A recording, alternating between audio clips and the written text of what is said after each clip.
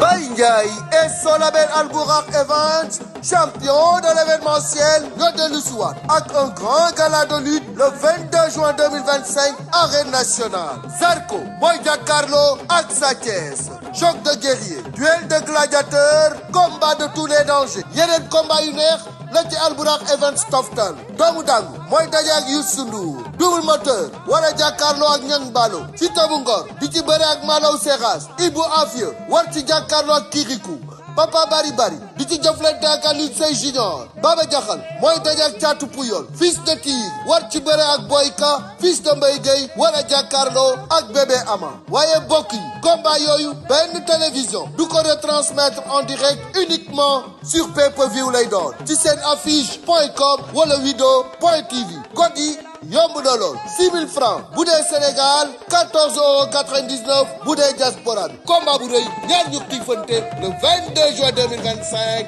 arène nationale.